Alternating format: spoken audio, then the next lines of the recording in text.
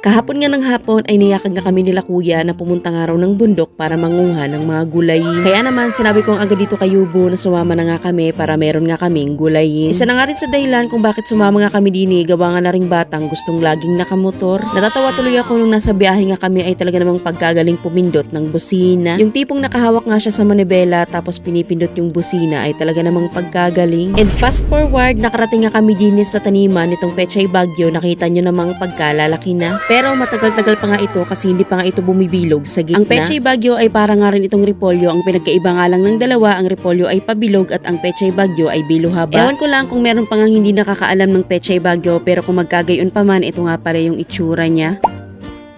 Sa ibang bansa, kagaya ng South Korea, ginagawa nga nila itong kimchi. Napakalawak nga ng taniman na are, kaya naman pag jumakpat sa presyo ay paniguradong paldo. Sa mga sandaling ito ay feel na feel ko nga talaga ang kapaligiran dahil minsan na nga lang ako makapunta dini, gawa nga ni Yubo, minsan na lang ako igala. Madalas kasi busy si Yubo, kaya naman madalang pa sa madalang akong makaahon dito. Mabuti na nga lang sa mga sandaling iyan ay wala nga siyang ginagawa dito, kaya naman sabi ko sumama na nga tayo. Kung hindi nga siya busy sa paghahanap buhay ay busy naman siya sa mga manok, ay talaga namang palibas ay araw-araw na nga siyang nasa bundok, kaya naman pag niyayakag ko nga siya sa bundok ay tinatamad na. Sa mga sandaling ito ay hindi ko nga alam kung saan papunta diyan si Yubo at talaga namang pagkalayo na. Itong lupang inaapakan namin ay bundok ng Banahaw at kung nakikita nyo ang bundok na iyan sa kabila, yan nga pala yung bundok ng Cristobal. Ito nga pala yung utot ng kanyang mama na kung saan magpunta ay talaga namang nakasunod. Tuwang-tuwa nga rin diyan aring batang are, palibas ay minsan nga rin makaapak dini sa bundok. Hindi nga niya alintana ang init ng panahon at talaga namang pagkagala. Ang dami nga rin itong tinuturo na hindi nga namin alam kung ano nga iyon. Isa sa gulay na inahon nga namin din sa bundok aring talbos ng kamote, pero sad to say ay natabas na nga ito. Kaya naman ang ginawa na nga lang namin ay nagbakasakali na nga lang kami na meron nga itong laman na kamote. Meron nga itong laman, ang problema ay pagkalilinggit naman. Tuwang-tuwa nga aring batang are sa pag-aarumbang ng lupa na akala mo'y naglalaro laang. Well, ganoon naman siguro talaga ang mga bata na akala nila yung mga ginagawa nila ay naglalaro lamang sila. Natatawa pa nga kami dito dahil pagkaliliit na masyado ng mga kamote, pero tinatabi niya pa rin at dadalhin niya araw pababa. O diba, kitang-kita naman talaga pagkagalingang mag-arumbang diyan. Pagkainit nga ng panahon sa mga sandaling iyan, pero hindi nga alintana ng batang ari at natutuwa nga sa pag-aarumbang na ring lupa. Maya-maya habang kumukuha nga ako ng video dini ay nakakita nga ako ng saging, kaso hilaw pa. Kasarap pa naman ng ganyang klase ng saging, lalo na kung hinog na. Maya-maya pa ay nakita ko nga ring batang ari na nagtatatakbo nga dini at muntika na ngang matumba. Samantala ang kanya namang mama ay walang katigil-tigil sa pagbubungkal na ring lupa at umaasa na makakakuha ng malalaking kamote. Kahit papano ay nakakuha rin naman ng katamtamang laki ng kamote, pero nag-iisa nga lang yata yun. Nakakatuwa nga namang pagmasda ng ganitong klase ng senaryo at naaalala ko nga yung aking kabataan. At hanggang dito na nga lang itong aking mini vlog. Maraming salamat po sa inyong panonood. Please follow for more. God bless. Please subscribe and follow sa aking ibang social media accounts.